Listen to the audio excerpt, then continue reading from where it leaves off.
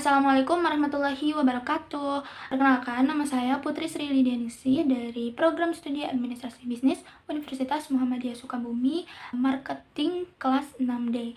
Nah, di video kali ini saya akan menjelaskan materi mengenai investasi asing dan perusahaan multinasional. Nah, pertama kali ini yaitu pengertian dari investasi.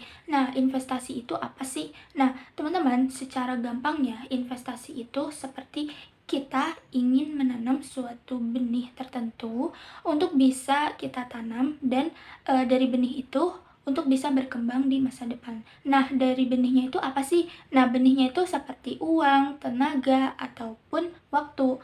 Nah, dari hal itu kita tanam bersama-sama dengan jangka waktu yang lama untuk bisa berkembang dari benih yang sudah kita tanam itu. Nah, kalau dalam dunia keuangan, investasi itu kita seperti menaruh uang. Dari menaruh uangnya itu, kita bisa menaruhnya itu di saham, obligasi, properti, emas, ataupun di reksadana, dengan harapan uangnya itu bisa nambah di masa depan. Nah, jika menurut OJK atau Otoritas Jasa Keuangan, investasi itu adalah sebuah tindakan menempatkan dana ke dalam aset atau produk keuangan untuk bisa mendapatkan suatu imbal hasil di masa depan. Nah, jadi intinya itu adalah uangmu itu kerja untuk kamu dan bukan kamu yang terus kerja buat uang. Selanjutnya yaitu apa sih manfaat dari investasi itu? Nah, yang pertama yaitu investasi itu bisa meningkatkan nilai kekayaan. Nah, secara sederhananya, ketika kita memiliki uang daripada kita menyimpannya itu di dompet, mending kita investasikan aja secara langsung, diinvestasikan ke saham misalnya. Nah, dari hal itu kita juga dapat mendapatkan keuntungan dari kenaikan harga atau dividen. Nah, yang kedua yaitu investasi bisa mempersiapkan di masa depan. Misalnya ketika sudah berumah tangga gitu, terus kita membutuhkan biaya untuk pendidikan anak. Nah, itu dari investasi itu kita bisa gunakan hal itu. Atau kita berencana untuk membuat suatu rumah. Nah, dari investasi itu bisa dimanfaatkan dengan baik ketika kita melakukan suatu investasi yang strategis. Lalu yang ketiga yaitu bisa melawan inflasi. Nah, coba bayangin ketika kita membeli suatu mie goreng di tahun lalu itu harganya 3.000, tapi kalau sekarang itu harganya 5.000. Nah, dari sana jika uang kita cuma disimpan di tabungan, maka nilai belinya itu pasti akan turun karena terjadinya inflasi. Maka dari itu, investasi itu menjadi sebuah tameng agar uang kita itu bisa terjaga. Lalu yang keempat, investasi juga bisa dapat menciptakan penghasilan pasif, yaitu yang sering disebut dengan passive income. Misalnya, kita memiliki sebuah apartemen tertentu, tapi dari apartemen yang kita miliki itu, kita niatkan untuk disewakan. Maka, tiap bulan kita keluar uang dari hasil sewa tersebut tanpa kita harus kerja aktif. Nah, hal itu dapat memudahkan kita untuk bisa mendapatkan uang tanpa harus kerja capek-capek. Lalu, apa sih tujuan dari investasi itu? Nah, yang pertama yaitu dapat menambahkan penghasilan tambahan. Misalnya seperti dari bunga, terus juga dividen, sewa, atau selisih harga jual beli yang mana sering disebut dengan capital gain. Jadi itu kita bisa punya kesempatan untuk mendapatkan meskipun gak terlalu kerja capek. Lalu yang kedua yaitu lindungi kekayaan dari inflasi. Nah, dari tujuan hal itu tuh supaya nilai uang yang kita punya itu nggak terus terkuras terus. Terus juga target minimal return investasi setara atau lebih besar dari laju inflasi. Lalu juga capai tujuan keuangan. Nah, dari sini yang paling personal itu adalah kita bisa buat dana pendidikan untuk anak misalnya, atau dana pensiun, beli rumah, dan beli tanah misalnya, untuk biaya nikah, liburan, sampai dengan paling keren itu kebebasan dari finansial, alias financial random, yang dimana kondisi itu uang kita itu yang kerja, bukan kita yang terus-terusan untuk bekerja. Nah, selanjutnya yaitu contoh jenis investasi. Ya, yang pertama yaitu saham. Nah, saham ini misalnya, kalau misalnya beli saham, jadi kan pemilik sebagian kecil perusahaan. Lalu dari sana untungnya juga bisa dari kenaikan harga saham atau pembagian suatu dividen. Nah, dari risikonya mungkin itu lumayan tinggi, namun returnnya juga bisa besar. Yang kedua yaitu terdapat reksadana. Nah, dari reksadana ini cocok banget mungkin untuk bagi pemula jika dana kita itu dikumpulkan bareng uang ke mereka, misalnya ya bareng investor lain, terus dikelola oleh manajer investasi profesional. Jadi kita nggak perlu bingung untuk milih saham sendiri. Lalu yang ketiga yaitu terdapat obligasi. Nah, dari ini surat utang dari pemerintah atau perusahaan. Jadi misalnya kita pinjamkan uang itu ke mereka dan kita dapat bunga rutinnya di setiap periode dan itu bisa lebih aman dari saham. Lalu terdapat emas, dikenal sebagai investasi yang stabil dan juga aman, terutama dalam jangka panjang. Nah, harganya mungkin cenderung naik dan cocok sebagai pelindung nilai saat inflasi itu tinggi. Lalu juga terdapat properti, yang dimana beli rumah atau apartemen. Dari nilai aset tersebut, itu asetnya juga naik seiring waktu. Jadi modal awalnya itu besar, tapi potensinya juga besar. Jadi intinya ketika pilih instrumen yang sesuai tujuan keuangan dan kemampuan untuk menanggung risiko. Lalu selanjutnya terdapat pengertian dari investasi asing. Investasi asing ini terkenal dengan sebutan FDI atau Foreign Direct Investment. Yang dimana sederhananya jika kita investasi terus naruh uang di instrumen keuangan, nah FDI ini adalah suatu perusahaan dari negara lain naruh modalnya langsung ke perusahaan di negara kita dalam jangka waktu yang panjang. Sehingga FDI ini juga melibatkan dua negara sekaligus, yaitu ada home country dan juga negara asal dari si investornya itu. Lalu ada host country, yang dimana negara yang dapat menerima investasi, dan contohnya itu Indonesia. Untuk selanjutnya yaitu terdapat manfaat investor asing, yang dimana yang pertama yaitu ada ekonomi yang lebih cepat untuk bergerak. Jadi saat modal naik asing masuk, proyek itu dapat berjalan dan produksinya naik, serta konsumsinya juga dapat bertambah. Lalu, yang kedua, terdapat industri lokal terdorong berkembang. Nah, perusahaan lokal yang jadi mitra atau pemasok investor asing otomatis harus meningkatkan kualitas, efisiensi, dan standar operasional supaya bisa memenuhi standar global mereka jadi lebih kompetitif. Lalu selanjutnya, yang ketiga, itu terdapat infrastruktur dan ekosistem usaha meningkat. Dari investor asing, milih lokasi yang siap pakai, yaitu jalan bagus, listrik stabil, izin jelas. Nah, ini dapat mendorong pemerintah dan daerah untuk bangun ekosistem yang lebih baik termasuk kawasan industri. Selanjutnya, 4 itu stabilitas pasar keuangan. Di pasar saham dan obligasi, masuknya investor asing yang dapat menambah likuiditas pasar dan artinya transaksi itu semakin ramai, harganya lebih wajar dan investor lokal punya lebih banyak kesempatan untuk jual beli. Dari hal tersebut juga terdapat keuntungan dari investasi asing. Yang pertama yaitu dapat menciptakan suatu lapangan kerja yang dinamis.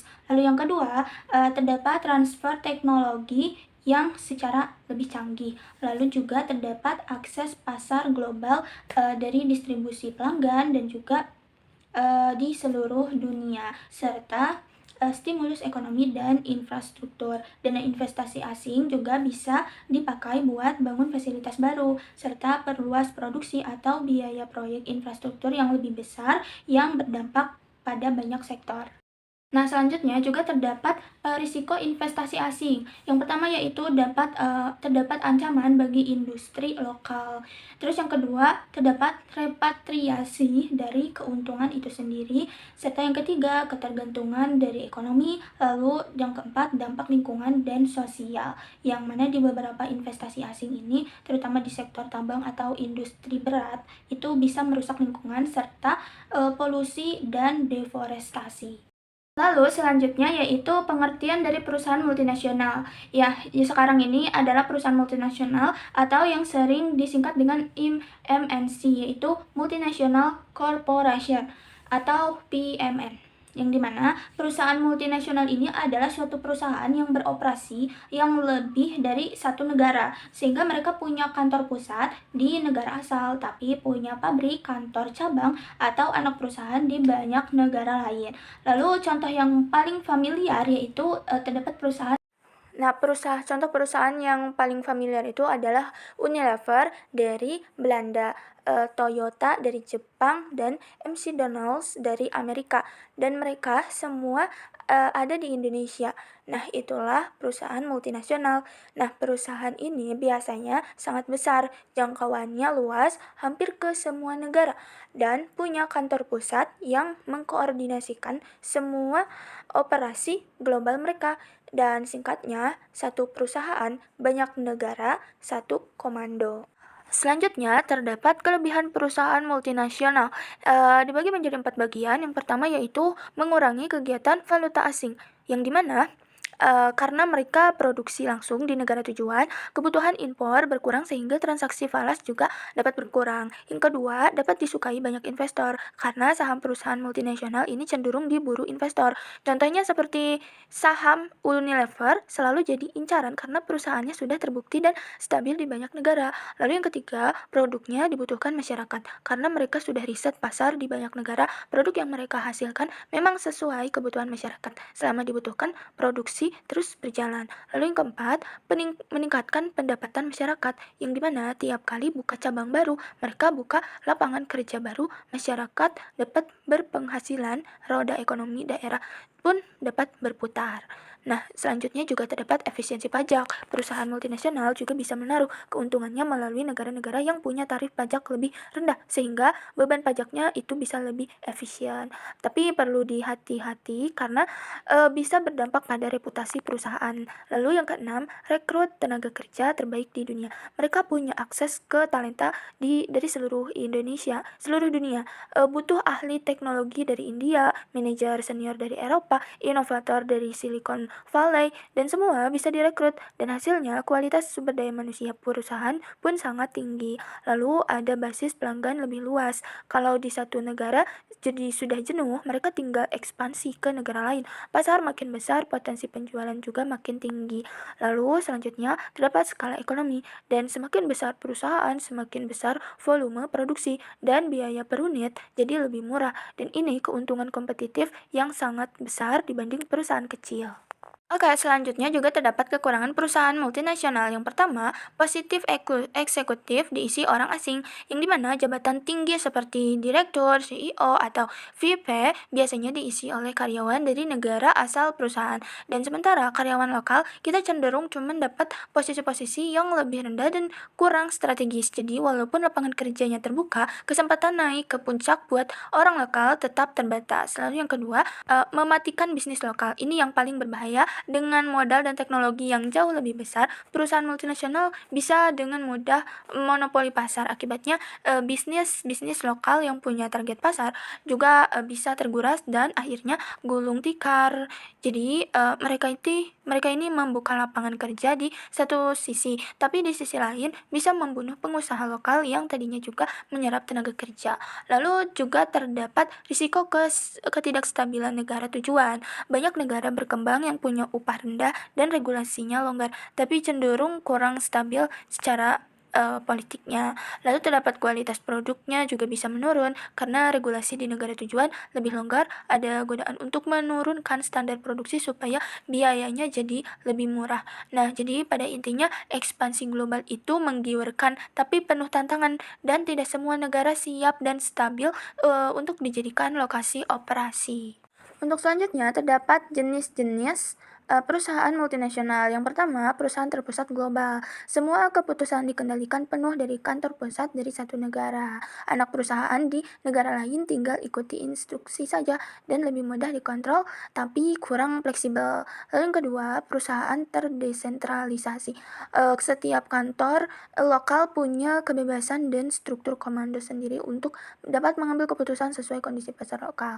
Lalu yang ketiga, perusahaan internasional. Fokus utamanya adalah memajukan melakukan riset dan pengembangan. R&D, perusahaan induk, kantor-kantor kecil di berbagai negara berfungsi sebagai pengumpul data dan inovasi. Lalu yang keempat, perusahaan transnasional. Ini yang paling kompleks, mereka mengombinasikan ketiga jenis di atas. Ada yang terpusat, ada juga yang terdesentralisasi, sehingga strukturnya sangat fleksibel dan efisien.